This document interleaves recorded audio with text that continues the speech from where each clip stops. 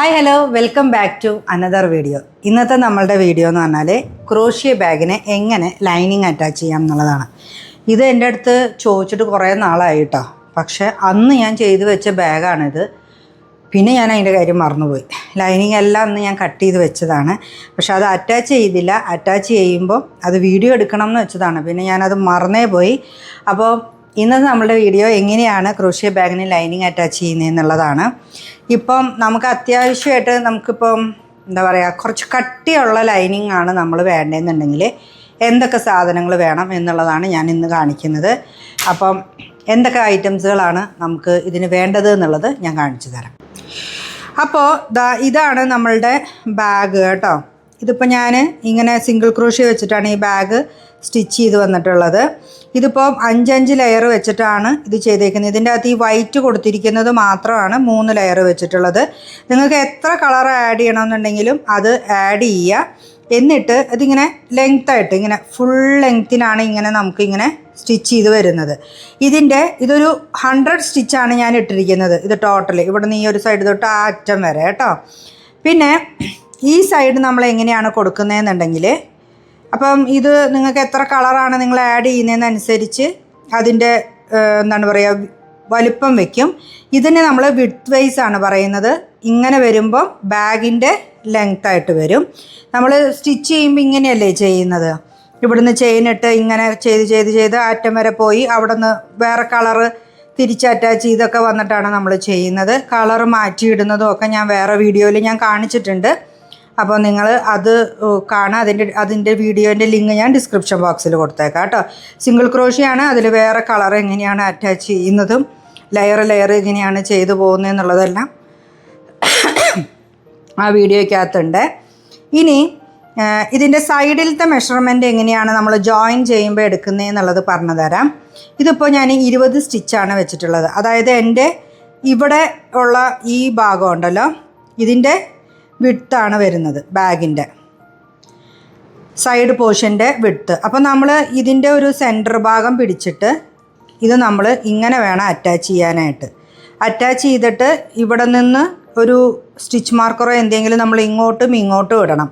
ഇതിൻ്റെ സെൻറ്റർ ഭാഗം ഇങ്ങനെ പോകുന്നതിൻ്റെ ആദ്യം പിടിച്ചിട്ട് വേണം നമ്മൾ ഇത് അറ്റാച്ച് ചെയ്ത് ഇതിൻ്റെ സെൻറ്റർ ഇങ്ങോട്ടുള്ളതൊക്കെ അറ്റാച്ച് ചെയ്ത് വെച്ചിട്ട് മുകളിലോട്ട് ബാക്കി എത്ര ലെയർ ചെയ്യണം എന്നുള്ളത് നമ്മൾ നോക്കിയിട്ട് വേണം ചെയ്യാൻ. അപ്പോൾ നമുക്കത് ഇങ്ങനെ ചെയ്ത് വെച്ചിട്ടുണ്ടെങ്കിൽ തന്നെ നമുക്ക് എത്ര ലെയർ വേണ്ടി വരും എന്നുള്ളത് ഏകദേശം അറിയാൻ പറ്റും. നമ്മളിങ്ങനെ ഇതിൻ്റെ ഒരു മെഷർമെൻറ്റ് നമ്മൾ അടയാളപ്പെടുത്തി വെച്ചിട്ടുണ്ടെങ്കിൽ ഈ സൈഡ് ഭാഗത്ത് എത്ര ലെങ്ത്തിനാണ് വേണ്ടി വരുന്നത് എന്നുള്ളത് നമുക്ക് അടയാളപ്പെടുത്തിയിട്ട് നമുക്ക് എത്ര ലെയർ വേണം എന്നുള്ളത് നോക്കിയിട്ട് നമുക്ക് ചെയ്തെടുക്കാനായിട്ട് പറ്റും കേട്ടോ.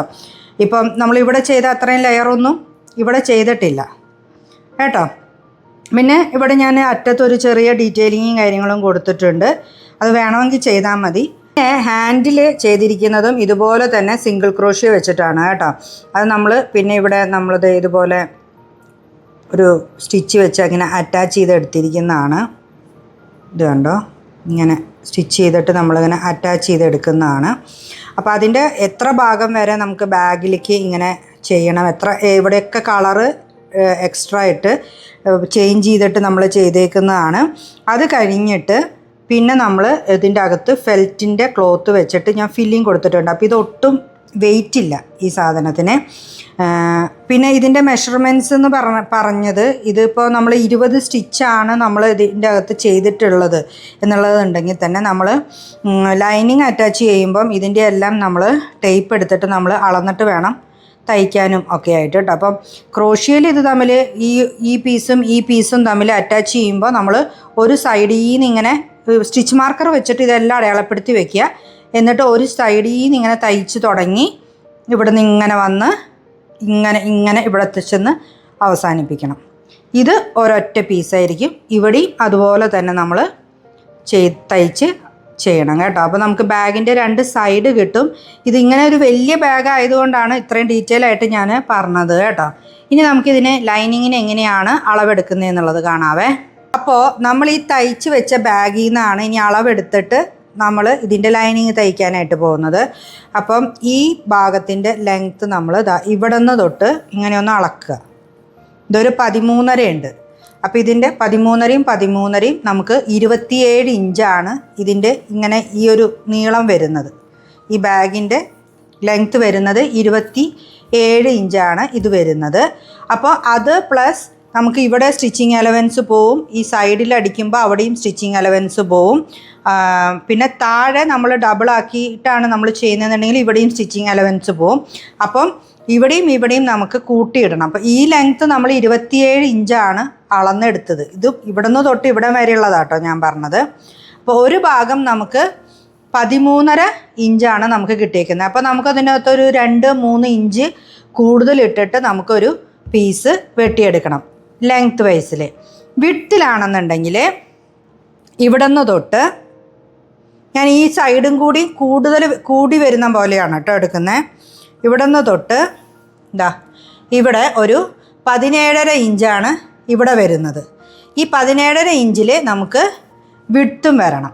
അതായത് 2 സ്ഥലവും കൂടുമ്പോൾ ഒരു 35 ഇഞ്ച് നമുക്ക് കിട്ടണം. അങ്ങനെയാണ് നമ്മൾക്ക് ഇത് കിട്ടേണ്ടത്. ഇത് കണ്ടോ, ഇത് ഞാൻ നമ്മളുടെ ലൈനിങ് വെക്കേണ്ട തുണി ഫെൽറ്റിൻ്റെ ക്ലോത്തും ഇതുപോലെ വെട്ടിയെടുത്തിട്ടുണ്ട്. ഇതിൻ്റെ അളവ് ഞാൻ കാണിച്ചു തരാം. ഈ സൈഡിൽ ഞാൻ പറഞ്ഞു 17.5 ഇഞ്ചാണ് ഉള്ളതെന്നുള്ളത്. അപ്പം ഇതിൻ്റെ ഈ ലെങ്ത്തിന് ഇവിടെ ഒരു 1/2 ഇഞ്ചും ഇവിടെ ഒരു 1/2 ഇഞ്ചും സ്റ്റിച്ചിങ് അലവൻസ് ഇട്ടിട്ട് 18.5 ഇഞ്ചിലാണ് വിഡ്ത്ത് കട്ട് ചെയ്തിരിക്കുന്നത്.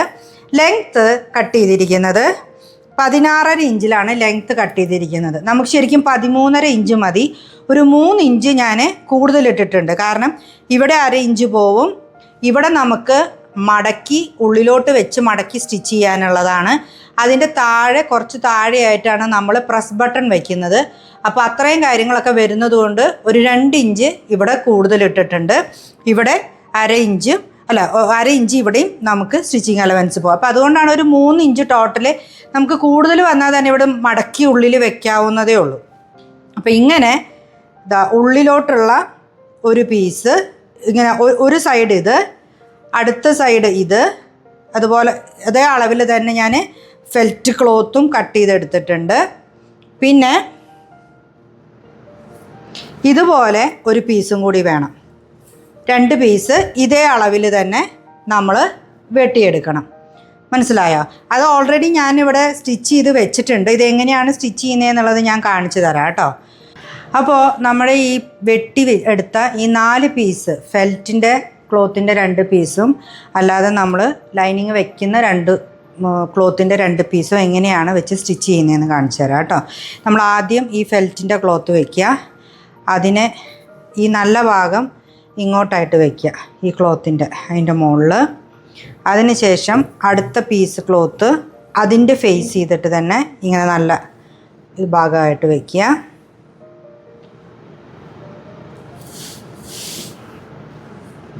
എന്നിട്ട് ഇതിങ്ങനെ ഇതും വയ്ക്കുക. നമ്മൾ ഇവിടെയും അടിച്ച് കഴിഞ്ഞിട്ട് നമ്മൾ മറിക്കുമ്പോൾ നമുക്ക് ഇങ്ങനെയാണ് കിട്ടുക കേട്ടോ. ഈ ഭാഗം വരുവേ. അപ്പം ഈ 2 സൈഡ് നമ്മൾ ആദ്യം അടിച്ചെടുക്കും. ഞാൻ ഈ സ്റ്റിച്ച് ചെയ്യേണ്ട ഭാഗമെല്ലാം ഒന്ന് പിന്ന് വെച്ച് ഒന്ന് ഇങ്ങനെ കുത്തി കൊടുക്കുന്നുണ്ട് കേട്ടോ. ഇതെന്തിനാന്ന് വെച്ച് കഴിഞ്ഞാൽ ഞാൻ എപ്പോഴും സ്റ്റിച്ച് ചെയ്യുമ്പോൾ ഇങ്ങനെ കറക്റ്റ് കുത്തി കൊടുത്തിട്ടാണ് ചെയ്യാറ്. ബൾക്കായിട്ടൊന്നും ചെയ്യാറില്ലല്ലോ. അപ്പോൾ അത് കാരണം കൊണ്ട് 1-2 പീസൊക്കെയാണ് ചെയ്തെടുക്കാറ്. അപ്പോൾ ഇങ്ങനെ സമയമെടുത്ത് പയ്യെ കേട്ടോ ചെയ്തെടുക്കാറ്. അപ്പോൾ നമ്മുടെ പീസ് എല്ലാം കുത്തി റെഡിയാക്കി കേട്ടോ. ഇനി നമുക്ക് സ്റ്റിച്ച് ചെയ്യാവേ.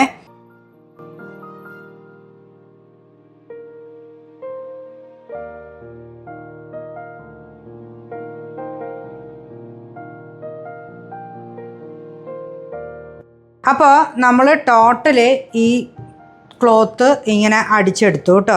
ഇനി ഇതിൻ്റെ അളവ് നമ്മൾ എടുത്തിട്ടുണ്ട്. ഇവിടെ ഒരു 5 ഇഞ്ചാണ് വരുന്നത്. 5 ഇഞ്ചാണ് വരുന്നത്. ഇത് നമുക്ക് പുറത്തുള്ള അളവാണ് കിട്ടുന്നത്. അപ്പോൾ നമുക്ക് ഒരു 6 ഇഞ്ചിൽ ഒരു 3 ഇഞ്ച് ഇതിൽ നമുക്ക് ടോട്ടൽ നമുക്ക് ഇവിടുന്ന് ഈ സ്റ്റിച്ചിങ് അലവൻസ് നമ്മൾ ഈ 1/2 ഇഞ്ച് കൂട്ടിയിട്ടുണ്ടല്ലോ. അപ്പോൾ ഞാൻ ഈ പുറത്തുനിന്ന് തന്നെയാണ് അടയാളപ്പെടുത്തുന്നത്. ഇങ്ങനെ 3 ഇഞ്ച് ഇവിടെ നിന്നും പുറത്തുനിന്ന് തന്നെ ഒരു 3 ഇഞ്ച് ഇങ്ങോട്ട് അടയാളപ്പെടുത്തുക.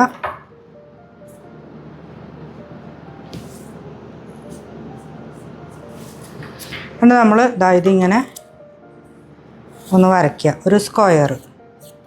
ഇത് നമ്മൾ കട്ട് ചെയ്ത് മാറ്റണം.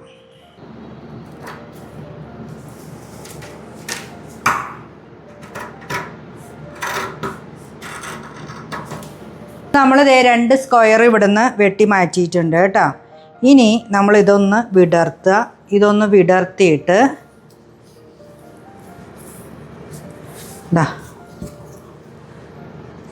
ഇത് കണ്ടോ, ഇങ്ങനെ ഈ ക്ലോത്തിൻ്റെ ഈ ഉൾഭാഗത്തു നിന്ന് ഇതിങ്ങനെയും പിടിച്ചിട്ട് ഇത് തമ്മിൽ ഇങ്ങനെ നമ്മൾ ജോയിൻ ചെയ്തെടുക്കും. നമുക്ക് വേണമെങ്കിൽ ഒന്ന് പിൻ ചെയ്യാം കേട്ടോ. പിൻ ചെയ്തിട്ട് ജോയിൻ ചെയ്യാം. ഇതും ഇങ്ങനെ ജോയിൻ ചെയ്തെടുക്കുക. ഈ ഭാഗം അതുപോലെ തന്നെ ജോയിൻ ചെയ്തെടുക്കുക. ഇതിപ്പോൾ നമ്മൾ ഈ ലൈനിങ്, ഈ ഫെൽറ്റ് വെച്ചിട്ടുള്ള ഭാഗം നമ്മൾ അറ്റാച്ച് ചെയ്ത് കഴിഞ്ഞു കേട്ടോ. ഇനി ഇത് നമ്മൾ ഒന്ന് മറയ്ക്കണം.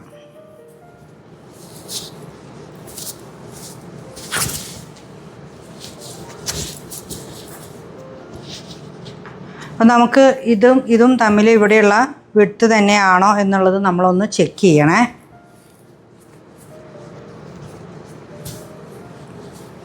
ഇതാണ് നമ്മുടെ ബാഗിൻ്റെ ഒരു സൈഡ് വരുന്നത്.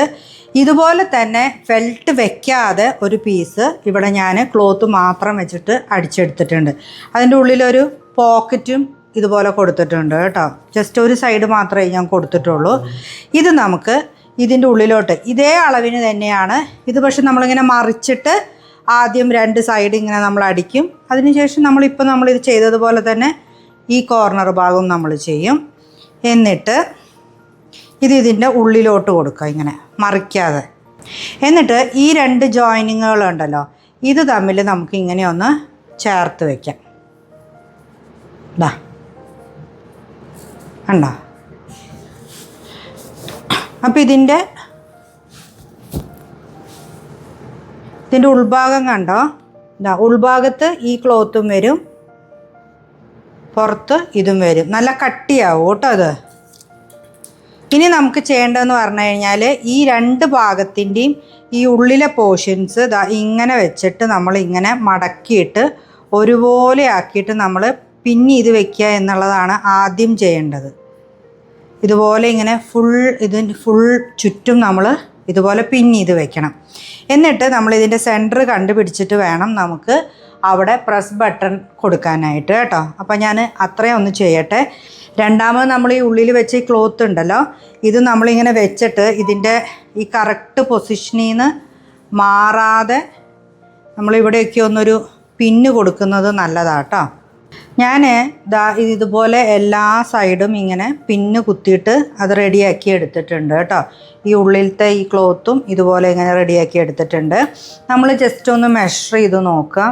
ഈ അറ്റം തൊട്ട് ഈ അറ്റം വരെ ഇത് 17 അരയുണ്ട്. ഇത് ഉള്ളിലിരിക്കുമ്പോൾ അത് കറക്റ്റായിട്ട് വന്നോളും. ഈ ലെങ്ത്തും ഇതിൻ്റെ വിഡ്ത്തും ഇതിൻ്റെ ലെങ്ത്ത് അനുസരിച്ചിട്ട് വേണം. നമ്മളിത് 10.5 വരുന്നത്. അപ്പം ഇവിടെ വരുന്ന അളവ് 10.5 കേട്ടോ. 10.5 ഇഞ്ചാണ്. ഇതാണ് ലെങ്ത്തിൻ്റെ. അതിനനുസരിച്ചിട്ടാണ് ഞാൻ ഈ ക്ലോത്ത് മുഴുവനും ഇങ്ങനെ മടക്കിയെടുത്തത് കേട്ടോ. ഇനി നമുക്ക് ചെയ്യേണ്ടത് ഇതിൻ്റെ സെൻറ്ററിലായിട്ട് നമുക്കൊരു പ്രസ് ബട്ടൺ ഉള്ളിൽ കൊടുക്കണം. ഇവിടെയായിട്ട് നമുക്കിങ്ങനെ ഇത് അടഞ്ഞിരിക്കണമല്ലോ, അതിന് വേണ്ടിയിട്ട് ഒരു പ്രസ് ബട്ടൺ കൊടുക്കണം. ഇനി നമുക്ക് ഇതിൻ്റെ സെൻറ്റർ എടുക്കണം. ഈ 17ൻ്റെ സെൻറ്റർ എടുക്കണം. ഒരു 8.5 അത് ഞാനിങ്ങനെ ഇവിടെ നിന്ന് ഇങ്ങോട്ട് മാർക്ക് ചെയ്തിട്ട് ഇതിനകത്ത് ഒരു 8.5 ഇവിടെ അടയാളപ്പെടുത്തിയിട്ടുണ്ട്. ഇത് കണ്ടോ, ഇവിടെ ഒരു മാർക്കിട്ട് അടയാളപ്പെടുത്തിയിട്ടുണ്ട്. അതുപോലെ തന്നെ ഇപ്പുറത്തും അടയാളപ്പെടുത്തിയിട്ടുണ്ട്. അതായത് പ്രസ് ബട്ടൺ കൊടുക്കുമ്പോൾ നമുക്ക് ഇവിടെ ഇങ്ങനെ ഇരിക്കാൻ വേണ്ടിയിട്ടാണ് കേട്ടോ. അപ്പോൾ ഇതാണ് ഞാൻ വെക്കാനായിട്ട് പോകുന്ന പ്രസ് ബട്ടൺ. അപ്പോൾ ഇതിനിങ്ങനെ ഒരു 2 ഇതുണ്ടാവും. പിന്നെ ഇത് ഇങ്ങനെ ഒരു പോർഷൻ ഉണ്ടാവും, ഇങ്ങനെ ഒരു പോർഷനും ഉണ്ടാവും. ഇത് നമ്മൾ ഹോൾ ഉണ്ടാക്കി അപ്പുറത്ത് ഇട്ടിട്ട് ഇത് ഇങ്ങനെ നമ്മളിടും. എന്നിട്ട് ഇത് അങ്ങോട്ടും ഇങ്ങോട്ടും ഇങ്ങനെ അമർത്തി കഴിയുമ്പോൾ അതവിടെ ഫിക്സ് ആയിട്ടിരുന്നോളൂ. അങ്ങനെയാണ് ഈ പ്രസ് ബട്ടൺ വയ്ക്കുന്നത്. അപ്പം ഇവിടെ എൻ്റെ കയ്യിൽ ഈ ഇങ്ങനത്തെ ഒരു ടൂളുണ്ട്. ഇതിൽ നിന്ന് ജസ്റ്റ് ഇവിടെ ഇങ്ങനെ വെച്ചിട്ട് സെൻറ്ററിൽ വെച്ച് നമുക്കിത് അടയാളപ്പെടുത്താം. ഇതിൻ്റെ ഇപ്പുറത്തും നമ്മളിതുപോലെ തന്നെ ഒരു ഹോൾ ഇടുക. ഇങ്ങനെ ഒരു കണ്ടോ, ഒരു കീറലിട്ടിട്ടുണ്ട് ഞാൻ. ഇതിൻ്റെ ഇപ്പുറത്തും ഇതുപോലെ തന്നെ ഒരു കീറലിടുക. എന്നിട്ട് നമ്മളിതാ ഇത് കൊടുക്കുന്ന ഇതിലെ ഇങ്ങനെ നമ്മളിത് രണ്ടെണ്ണത്തിൻ്റെ ഉള്ളിൽ കൂടെ ഇങ്ങനെ കയറ്റിയാൽ കണ്ടോ ഇപ്പുറത്ത് വന്നു അത് കണ്ടോ. എന്നിട്ട് നമ്മളിതാ ഇതിങ്ങനെ ഇട്ടിട്ട് ഈ രണ്ട് ഭാഗത്ത് ഇതിങ്ങനെ അങ്ങ് പ്രസ് ചെയ്ത് കഴിഞ്ഞാൽ അതവിടെ ഒരുമിച്ചിരുന്നോളും. പിന്നെ നമ്മൾ സ്റ്റിച്ച് ചെയ്യുമ്പം ഇതിലിങ്ങനെ അങ്ങ് സ്റ്റിച്ച് ചെയ്ത് പോവുക കേട്ടോ ചെയ്യുന്നത്. നമുക്കിവിടെ ഒരു നീഡിൽ കുത്തി വയ്ക്കാവേ, അല്ല നീഡിൽ പോട്ടെ, ഒരു പിന്ന് കുത്തി വയ്ക്കാം കേട്ടോ. കണ്ടോ. ഇനി ഇത് തന്നെ നമ്മൾ ഇവിടെ ഇതിൻ്റെ ഈ സെയിം പൊസിഷൻ തന്നെ നമ്മൾ ഇവിടെ എടുക്കുകയാണ്. ഇവിടെ എടുത്തിട്ട് ഇതുപോലെ തന്നെ നമ്മൾ ഇവിടെയായിട്ട് ഓരോ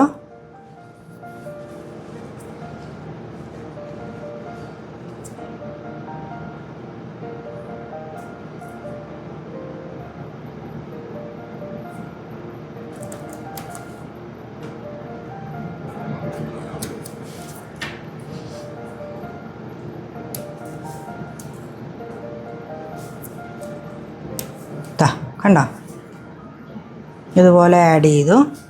ഇനി നമുക്കിതാ ഈ രണ്ട് ഇതിങ്ങനെ ഇട്ടിട്ട് ഈ രണ്ട് സൈഡിലോട്ട് ഇങ്ങനെ ആക്കി വയ്ക്കാം. കണ്ടോ.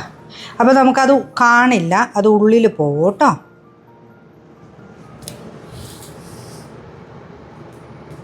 കുത്തി.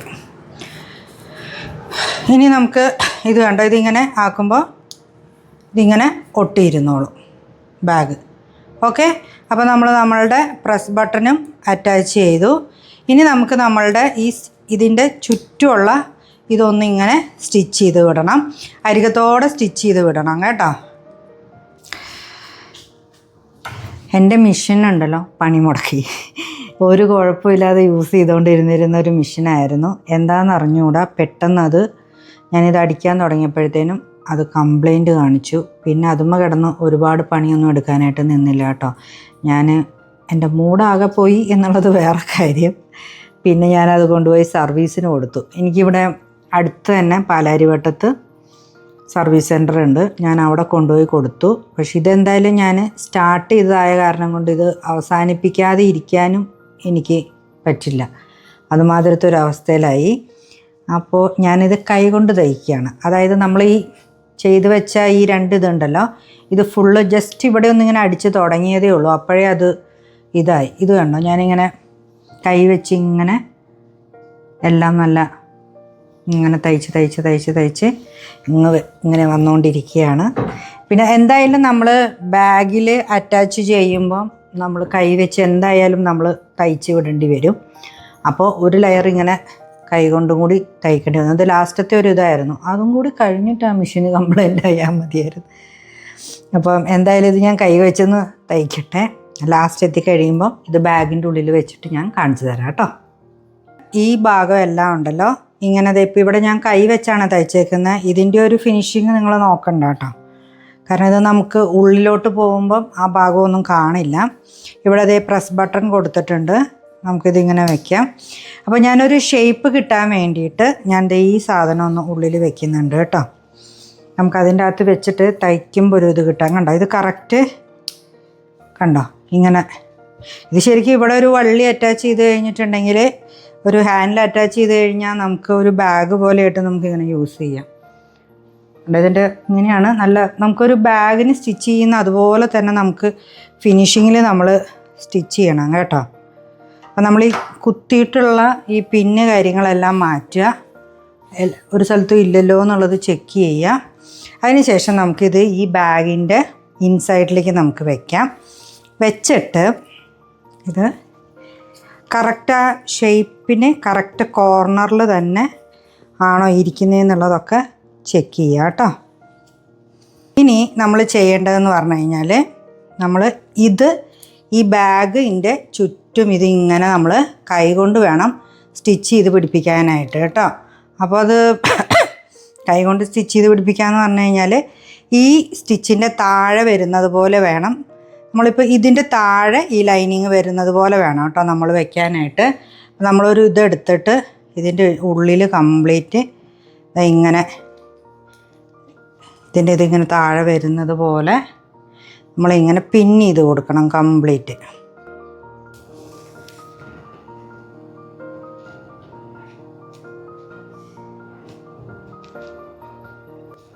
ഞാൻ ഇങ്ങനെ ഹെമ്മിങ് സ്റ്റിച്ച് വെച്ചിട്ടാട്ടോ അത് ചെയ്ത് വിടുന്നത്. ചേർത്ത് ഇങ്ങനെ ഹെമ്മിങ് ചെയ്ത് വിടുമ്പം ഇതിങ്ങനെ അറിയില്ലേ, ഇതിനോടിങ്ങനെ ചേർത്ത് ഹെമ്മിങ് ചെയ്ത് വിടുകയാണ് ചെയ്യുന്നത് കേട്ടോ. ഇങ്ങനെയാണ് ഇത് അറ്റാച്ച് ചെയ്ത് യോജിപ്പിക്കുന്നത്. നമ്മൾ ഈ ഹെമ്മിങ് സ്റ്റിച്ച് ചെയ്യുമ്പോൾ ഉണ്ടല്ലോ അടുപ്പിച്ച് ചെയ്യണം കേട്ടോ.